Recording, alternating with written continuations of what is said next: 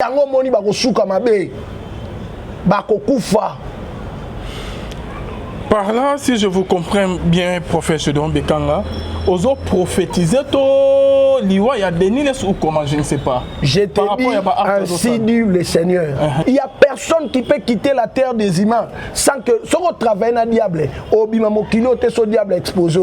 Et je suis déjà en train de te dire, ainsi dit le Seigneur. Nengende komakamunyo so mono, diable exposé à Souka. S'il ne fait pas attention, c'est-à-dire à comprendre que le diable est en train de l'exposer comme n'a besoin au Longolais. Comment? Aboumaïti. Parlons Ngolo Bani. Ainsi dit le Seigneur. Donc c'est-à-dire Namakamwanzambe batala mutuna débité. Batala likamna souka. Voilà pourquoi il dit vaut mieux la fin d'une chose que son commencement. Donc ata mutabani lelo ko pela moto azo sanza moto. Et l'autre réponse il y a ma question il y a lelo eza na fiti. Laissez le temps au temps. Donc c'est-à-dire batande et ko ebisabiso que cet homme n'a jamais connu Jésus, n'a jamais reçu Jésus dans sa vie, il n'est même pas converti. Donc je doute dans... En effet, on reconnaît un arbre par ses fruits. Selon Matthieu 12, 33. Chaque arbre, on le reconnaît par ses fruits. Donc c'est-à-dire le fruit, les actes, le comportement de cet homme. Cela prouve que le fondement de son ministère, c'est pas Dieu. Ah bon? Oui. Shalom, shalom, shalom, bien-aimés dans les Seigneurs. Un grand merci. Nabino Nyostu Bozo la Nabiso de partout. Na meilleure chaîne Nabino La Voix Céleste Nzela Lola Tozo Kota et Sika Bonzambe et Kitarana Loye Monamalo Pena Misala Bonzambe na Bonzambe Lola Ezofuta Simana Toya Kolobake Nzama Boto Kwae Lissuswa Pinaman Sazo Sela Biso Elongo na pasteur Feza Missia la bouche autorisée de l'Éternel depuis Zéré Kena Filo Mokoya Motema Yabibe Domo depuis Londres Pena Maman Gisèle Louke le Motema Papa Emmanuel et na Boston. Bonzambe na Bonzambe Yesunde Mosu qui s'est bien aimé toujours na cadre ya ko informer bino tozali lelo na moko ya ba prophète OK boyebi très bien na comme ya prophète Gédéon Bekanga. Shalom papa. Shalom papa. Boni ça va? Ngolo Nzambe. Kala bozo mona te. Tozali na mama mike mtia osala mena siko tozongi. OK li lobana ba o ba mono kala. Que le Seigneur bénisse mutunyo soit aux occasions au land d'émission Nzamba Israël apambola yo. Et Nyosoko Salé a vraiment béni. Ok, merci beaucoup l'homme de Dieu. Minyoko Lobezate, Ozali Mosa Nanzambe, lecture Ninoko Sala, na église des réveils, na Kibonzame na Musalo Bozo Sa Nanzambe, Tozo Kenewabi. Bon, l'église des réveils, la parole de Dieu est dans le rôle dans la classe na trigonométrie. Banef Sabiso, théorème, to axiome, ce sont des vérités mathématiques qu'on ne peut pas démontrer. Donc la parole de Dieu reste oui et amen. Sauf que la compréhension de l'homme n'est évolué jour après jour. Mais la parole de Dieu reste oui et amen. Ok. Voilà. Merci beaucoup l'homme de Dieu. Tolani Bilili Moko. Il y a prophète Deniles l'homme de pétage. Comme on a Moussala papa Asala, na niveau où il y a Komeli. Avant que tu lancer Bilili Moko que tu mon bon, la première des choses déjà dans la monnaie bilo quoi je mets ma main à couper. Le prophète en question n'a jamais reçu Jésus-Christ dans sa vie. N'a jamais. Comment ça? Ayamba yesu lokola mokondipe mobikisité atikala kosala confession normale té à se convertissa pété. Ba miracle sala ba mateyo ateya musalo asala nzamba star de martyr kotonisa. Timba TV mela kopo mai bona bondondo nyonso wana ezali na on ki bonzambe ta yamaki Jésus Christ. Moïse ayebaka kenanda kwa Pharaon okuta nyoka pezalaka anga kendete. Donc Moïse yango bibezo bebi lorsque il a jeté sa verge et bon mwani nyoka akimi. Akimaka pourquoi parce que depuis azaka nanda kwa Pharaon atikala komona dimension anate. Akanta que la dimension le plus élevée. Mais Moïse était surpris tant a commis nanda kwa Pharaon bois qui était commis nyoka Pharaon tali alio ya makamba mike. Abengi pe ba magicien na e. Ba bois qui pe ba nzete comme banyoka. Par là, qu'est-ce que je voulais dire? C'est que Makambo soit ça, la Kabango peut ça là. Voilà pourquoi la Bible dit plusieurs viendront à mon nom, ils opéreront aussi les miracles, ils prophétiseront. Mais je leur dirai, je vous ai jamais connu. Mais ce que j'aime dans cette histoire, au monde que malgré Batafara, Babongoli Banzete Banyoka, Moïse pas bon au nzete ne nyoka, mais on constate une chose, nyoka ya Moïse na souke comme la nyoka pharaon. Donc c'est-à-dire na makambo nzambe batala mutu na débité. Batala likam na souka. Voilà pourquoi il avait dit vaut mieux la fin d'une chose que son commencement. Donc ata mutu bandi lelo ko pela moto azo sanza moto et l'autre réponse il y a ba question ya lelo eza na fiti.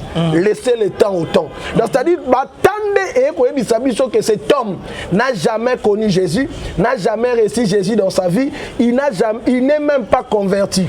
Donc je doute de sa foi. On a des pères, hein?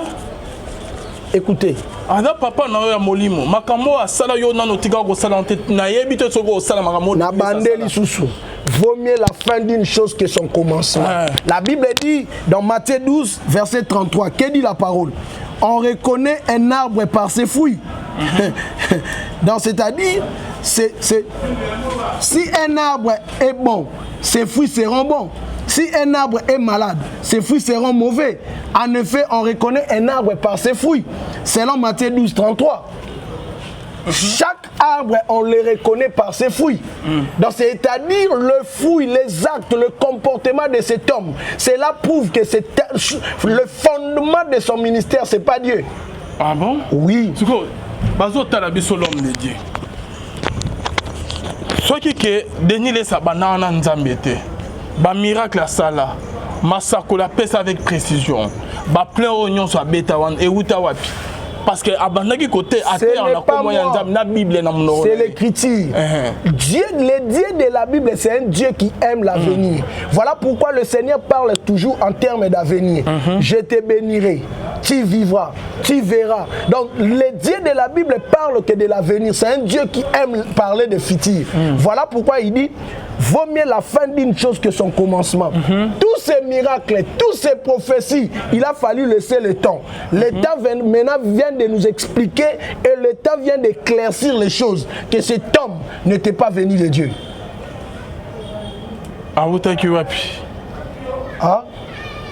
Il n'est pas venu de Dieu. Il faut lui demander les sources de tout ce qu'il faisait. Parce qu'il n'y a personne qui peut quitter la terre des humains sans que ce qu'on travaille dans le diable, diable exposé. Et je suis déjà en train de te dire, ainsi dit le Seigneur, diable exposé à Souka. S'il ne fait pas attention, c'est-à-dire à comprendre que le diable est en train de l'exposer comme il a besoin de l'ongolais. Comment? Parlons de Bani. Ainsi dit le Seigneur. Makambo nyon soazo mona oyo. Diable a exposé anga lo banabiso ka kasaka mutu nanga depuis. Mais tala siko na laksabino ke na suka bo comprendre que azaka mutu nanga. Yango moni Bible za clair babito tika ivre na blessani. Ekola de père que soko kati yango na se okoka tapelo ka malamu. Batike la keloko temps, to tikeli temps. 96, 97, 98, 99 et zuba 22 ans, 25 ans. Aujourd'hui après 25 ans, il ne m'appartenait pas. Ainsi dit l'Éternel, qui vraiment Nzambe toba pour Nzambe. Na loba makambu oyo Nzamba lobi. Olobi ke kamingi te soki ke azongi na nzela te ba olo. Donc akufa quoi. Ye azonga na nzela te. Ye il faut à se repentir sur quoi ba Nzamba solo. Il n'a jamais connu le Seigneur. Oh là là. Donc ye ezate ke abungi te. Yende ayeba Nzambe te, ateya Nzambe te, akutana na Nzambe te. Atikala pe ko sela Nzambe te. Sko asalela nani? On reconnaît un arbre par ses fruits. Naba actiné déjà au koyeba que si tu es un homme spirituel au monde que depuis fondement sous sa mutu ezani. Webi makamtu eza robanga prophète moko akeba ndundu. Akekotea aloué sale. Likolombu le indien ngebeta. Prophète oza loba a prier aibo bengela ba chef coutumier. Prophète apesi ba chef coutumier mbongo ba sali cérémonie mbule kangami. Mutabonga mutanzami. Ba chef coutumier bo kangela ngambula. Apesi ba mbongo ba sali cérémonie ba kangela mbula. Donc c'est-à-dire ce sont des gens qui n'ont jamais connu le Seigneur. Mais à reconnaître n'eka kibokoko non? OK ba pasteur ebele pe bazo salela. Ceux qui pasteur déjà au sela bokoko. Tu n'as jamais connu le Seigneur. Ah bon? Oui. Quelqu'un m'a dit un jour, na partage à l'obio Jacob nanda kwa là-bas fuluka mate. Là-bas, il faut comprendre que Jacob a le véritable Dieu. ngande na la bokoko ba Jacob parce que là-bas c'est son oncle mais na bokoko na bango bazali na banzambe mais Jacob a na nzamba tata na Abraham à côté na ndak na nzamba Abraham pas là-bas. La Bible dit le Dieu de Jacob a béni la maison de Laban. Mais mukolo Jacob azolinga akende Rachel ole abima normal abimi na nzamba tata na ye bato ebele baza ba Rachel babimi na banzamba bokoko na bango ba na évangile yango moni bakosuka mabe bakokufa. Par là, si je vous comprends bien, prophète Gédéon Bekanga, ozo prophétiser to liwa ya Deniles ou comment, je ne sais pas. Je te dis, ainsi dit le Seigneur. Makamunio soazo sala oyo le diable est en train d'expliquer au monde qu'il m'appartenait. Parce que mutumo kota ko bimana sena moi oyo soko se serva na diable atika o diable comment les a ko exposer mutu yango moni Bible lobi vaut mieux la fin d'une chose que son commencement mutumo kote atambola na diable humilié te Bible tala to réfléchir sur eloko mutabi kombo loge na biso par exemple rose croix ngana to sali dissertation na classe to école classe la rose c'est quoi? C'est un signe de bonheur, c'est un signe de joie, c'est un signe de sourire. Mais Babi croix. Donc bibliquement parlant, lorsqu'on parle de la croix, c'est l'humiliation. C'est la souffrance. Mais Babi rose croix. Donc c'est-à-dire, Bobandara na bonheur, mais Bosuka na souffrance. Okay. Mais chez nous maintenant, biso ton dimilakaye sur le quoi mon confrère Mobik ici. Tobandara na humiliation, mais Tosuka na humiliation. Okay. Donc Jésus dit, chacun de vous portera sa croix. Mais Togome ma croix, Jésus-Christ est passé sur la croix pour devenir le roi des rois. Ni t'étais la croix, mais Jésus aujourd'hui on ne le prêche pas. On prêche Jésus parce qu'il a passé par la croix. Mais eux nous ont appris rose croix. Rose croix veut dire Bobanana rose, mais bosuka na croix, mais biso to banana na croix, to suka na croix te. Voilà pourquoi l'écriture dit, il nous récupère de la poussière pour nous faire asseoir avec le grand. Pour voir nana grand, il faut pas jouer en wapi, na poussière. Donc biso to banana na set to ke likolo, ba banana likolo ba suki na set. Donc au moins la pyramide renversée au prophète anazo vivre. Donc c'est-à-dire abana qui na gloire, a une humiliation. Tala mutu alo bana biwa na émission papi moma confrère na bino abio na na prophétie te nyonso na sa na luka mbongo na na besoin tel so na kuté na ba pesi nga mbongo mais c'est un serviteur de maman. Or la Bible dit entre Christ et maman pour na moko il y a déjà alors que sobo pied nga mbongo. Donc tout ce qui cherche c'est l'argent. C'est un serviteur de maman. L'ouvrier mérite son salaire. OK. Celui qui travaille à l'hôtel mange à l'hôtel. Ma beza wa piso qui peut qui a signé mbongo. Ya bongo ngana fandi neta fandi nobo na habité na raisonner na mona papa Alexandre wapi na mona papa Ernest Kapepula wapi ngana na besoin ka ba pianga mbongo na koma kimia. Ça c'est la sorcellerie. C'est Dieu qui bénit, c'est Dieu qui touche le cœur des gens. Parce que la Bible dit, Moïse va chez Pharaon, j'endurcirai le cœur de Pharaon pour la frapper na ba plaie. Si le Seigneur a la capacité d'endurcir le cœur de Pharaon, c'est qu'après la capacité on l'aime ça. Papa Alvin, mutu nyonso a pambolo, il faut le bakenza même ta pambonga. Parce que nzambe nda simba ka mutema mutu po muta pambolo. Mais non yo o forcer mutu ana pesa, ce n'est plus Dieu. Vraiment. Nzambe nda simba ka mutema mutu pesa e. Merci beaucoup, prophète Gédéon Bekanga. On dirait que prophète ou a beau autant comme il y a rhumatologue ou un de faux ouais. Que Dieu soit loué. On sait qu'on a une place dans le Amen. OK. Bon, tu as une émission dans biso prophète Deniles nakacha boîte papa musique masanga entouré il y a ba petite chérie quoi petite quartier ne ba benga bango comment au monaki vidéo on reconnaît un arbre par ses fruits. Au moins une ancienne alliance, la loi, la loi est dire, mais la loi était facile. Mais la grâce est plus dure que la loi. Parce que la loi dit, ceux qui ont couché dans moi si, mais la grâce nous dit, ceux qui ont talika boluli et commis péché. Dans l'ancienne alliance, babi, on reconnaît un prophète lorsqu'il prédit les choses et les choses s'accomplissent. Mais dans la nouvelle alliance, c'est sous bon côté, la grâce ici comme à l'objet, na nyonso mutako sala dala misala ne. Donc, on va un fruit de l'esprit. En toi, donc, Coco ta boîte est ma bé. Coco ta boîte, bibliquement parlant, na moni ma bête. Ma bête. Voilà, maintenant, il y a à boire et à manger là-dessus. À côté boîte, à la boîte, na masanga, il y a à boire et à manger parce que la doctrine est comme belé. Mais la doctrine on a dit melaka. Na mona masanga za lisum. Ok. Masanga lisum. Na doctrine. Na verset nin. Bible lobi ma doctrine on tsoyi na Bible que dit la loi par rapport il y a Lévitique.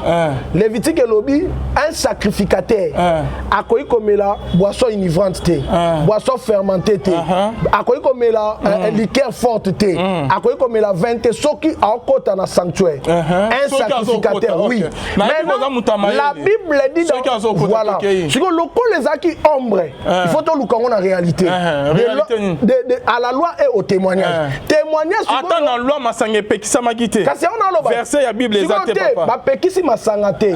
Mais principe à sacrificateur. Principe à sacrificateur. Étant que sacrificateur. Très sain. Voilà. Comme la masangate. Mais après cela, la Bible n'a pas dit ça. Mais là, par rapport à Tozoya. Laisse-moi citer. Tozoya va pour verset dans l'Ancien Testament. La Bible dit dans Apocalypse 1 verset 6, qu'est dit la parole? Jésus-Christ nous a fait un royaume des sacrificateurs. Dans le lot sacrificateur, les hommes sont soit endimés sur le royaume des sacrificateurs, même Yoboé. Ndéroté à Nzambana, comme des sacrificateurs. En tout cas, à l'élo, soit il y a mis sur le coin mon condipé, mon bikisi, à côté d'un royaume des sacrificateurs. Non, le royaume des sacrificateurs, c'est une loi à perpétuité. Ok. Sacrificateur mais la masangate. Ceux qui alignent côté mais aujourd'hui l'église c'est où? Mon église mot symbolique. Nous maintenant nous sommes le temple du Saint-Esprit. Donc partout aux églises dès ton fin dernier c'est l'église. Non. Jésus-Christ y est moko na fête. Abongoli masanga. Maye komi masanga. Vous comprenez qu'on dégaine? Il y a des choses là na makamba mai masanga. Na jande wana. Sikanga loba. Ya liboso yeso a prier na été. On a mai wana. A prier te alba bo me maboke nango. Ya mi balé na confirmer que mutamelate. Nana melate. Pourquoi pas que vin il faut tant la Bible bien. Coordonnateur à Gouta. Abi a 20 oye na retard. C'est li batu ba langwa. C'est dali batu déjà ba langwa kina bango. Et là on est sur la sac ba melate. L'accent verset o ba lo ba ke ba melate. OK, Jean D. OK. Ça na ba révélation yo. Bible est un livre mathématique. Il faut autant avec l'esprit de Dieu. Ah, peu ba caméra comme au Kangabin au théo publié pas avoir et bimi.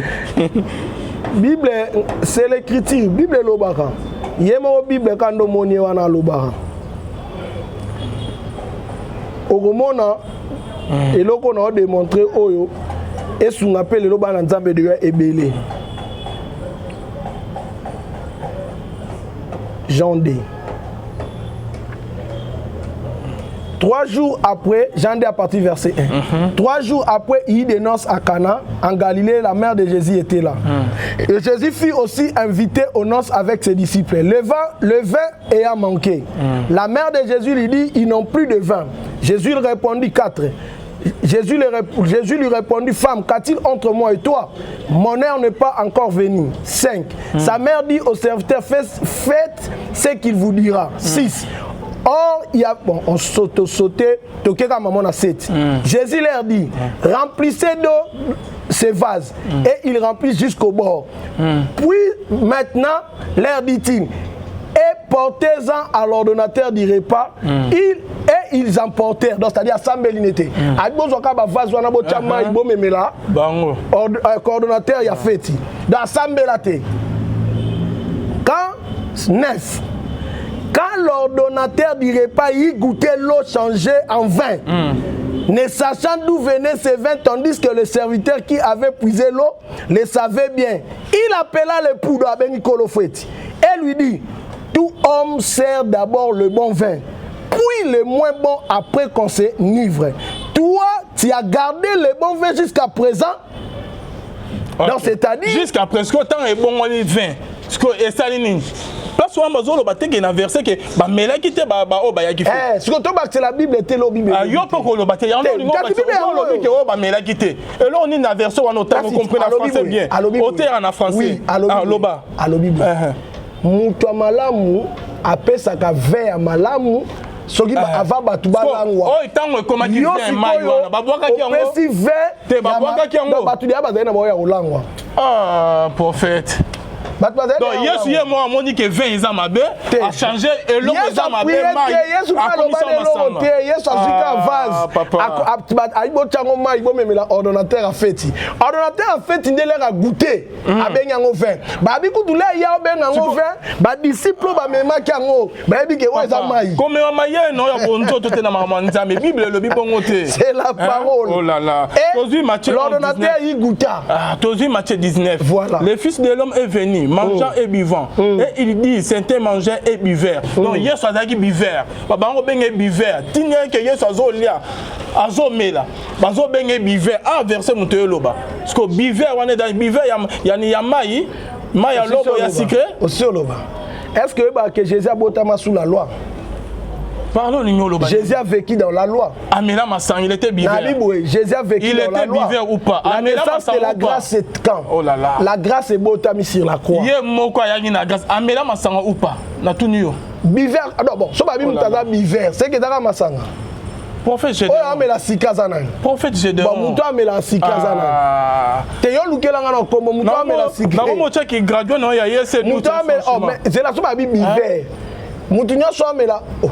Donc pendant masangeza du sum pesanga verso de Genèse na Apocalypse verso ezolo ba ke masangeza du sum de denile sakina o mela masanga Bible lo Bible 1 Corinthiens 14 verset 3 babito te na révélation na connaissance na prophétie na doctrine na connaissance boye ko luka verset et peksa mutu masanga exact OK suko ko benga te oyo yes o nzama zo mona lisum ko benga on lisum te la na connaissance.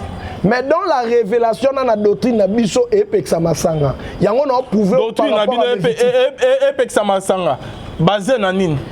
Bible lo iboy. Doctrine est basée na liloba nzambe. Liloba nzambe. OK, liloba nzambe suko place ni epeksa masanga. Quand on a loba note, na révélation na prophétie révélation interdit. Et révélation parole révélation ya que Paul a monagité. Paul a zotti na Timothée ya ke no mela un peu de vin. Ah papa tika lukuta ko papa. Paul a loba nini? Ah Timothée ke no mela masanga. Abine pona nini? Pona estomac. Parce qu'il peut donner les sables pour l'estomac. Un peu du vin pour l'estomac. Qui est Timothée, qui est Paul? Paul ada papa na ya molimo ada musika koleka ko se comprendre na Paul. Yango na ya koloba te. Suko oh Paul a péquisité yo ça. Paul est le père de Timothée. Yo kangate. Paul mutaboti Timothée la foi. Là avec ça Timothée abi prend un peu du vin. Pour un estomac. C'est le père qui dit à son fils. C'est que yé peu yé mo pa bana peu mais moi muké. OK. Là aloba un peu du vin. Est-ce que batu wana oyo lo ba zo un peu du vin? Yo le bima sangeza du sumo comment ba so un peu du vin. Donc so to meli muké o sumuki te so meli belé no sumuki. Paul d'abord 20 au bango ba. Bible est compliqué yo moko hein. Non. Alors 20 au bango ba ndo sale là. Oyebi ke na doctrine na biso to ndima 20 mais na sainte. 20 ya bango te zaki makasi. Na lobi te. La doctrine il y a christianisme 20 et comme la mana sainte parce que 20 à sainte la Bible les reconnaît et ça 20 mots to ben cérémonial 20 mots ba bondeli ponango 20 mots par la foi to monango makila Yesu mais oyo batu ba koma ko melaye moko bo tongo midi pour musuta chaque jeudi. Oh, la table du Seigneur. Donc yo beta non ka mo résilien. Na banana bota mati lelo na mela non 20 pété. Même masanga na mela te. OK, pour te dire tout simplement que même parce que mon ateke ba o ba mela ko mon on net yo mela ba o ba mela ba za pe ba sa na nzambe ko benga on lisumu te yo nzama sali yo grâce yo ndoto no linga masanga te là yo bandi ni na bi il y a boire et à manger, il y a beaucoup de convictions là-dessus. Mais dans l'ensemble, Bible et l'autre kabola biso to chango de côté.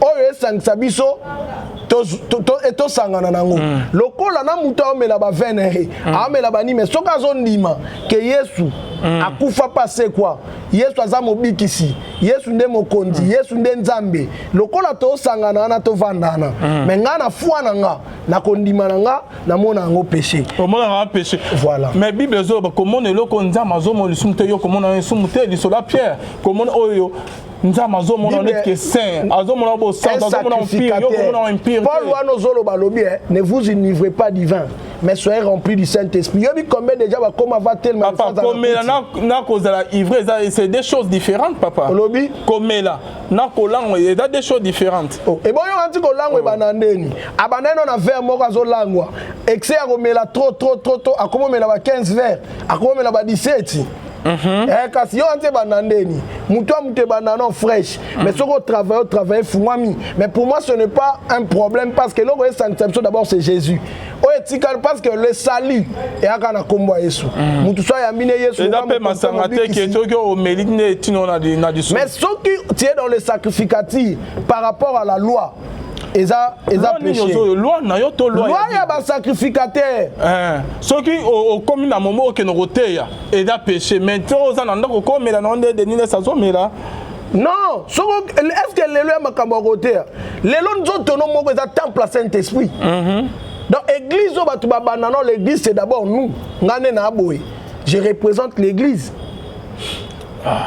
Parce que tant verso que Jésus lui-même, tant que bazo condamné, le Fils de l'homme est venu manger et buvant. Et il dit c'est un mangeur et buveur, un ami des publicains, des gens de mauvaise vie. Mais la sagesse a été justifiée par ses œuvres. Écoutez, des gens de mauvaise vie. Yo ko baté que Yesu tine abano kutana ba mazo benga buveur, que abano mela masa avec les gens de mauvaise vie. Non, abano ko mela vin. Ela batama be wana. Ayela ki bango. Donc abano mela na bango masangelo ngo. Te abaneko Paul alobi awa nini ozo Paul alobi boye tanga kasi te zelana no longa no lukangwana te Paul alobi boye Paul alobi Galates 2:13 à 14 Paul alobi ozovanda na bango osama kamlokola bango wana ogangela s'efface anya loba boye Paul olo ramene biso ko loba ke na ko vanda na bango mais non sala makamlo mais yesu awa alobi ka bango vanda na bango les gens de mauvaise vie ba meli masanga na bali en tout moment beti quit ba bengi pe buveur ko loba te ka bango mena na bango masmayi te bah Jésus par rapport donc il était entouré avec bah OK bah Jésus bah oh bah mal répété bah bah buveur bah sous la loi par là qu'est-ce que tu voulais dire Jésus est vécu sous la loi. Et là qui signe casse. Lévitique 10 verset 8 à 9. Non ya, toyo chitete. Prophète Lévitique 10 verset 8 à 9 que dit la parole. L'Éternel parla à Aaron et dit: tu ne boiras ni vin, ni boisson enivrante, toi et tes fils avec toi. Lorsque vous entrerez dans la tente d'assignation, de peur que vous ne mouriez, ce sera une loi perpétuelle parmi vos descendants. Donc Lévitique 19 à 10, 8 à 9.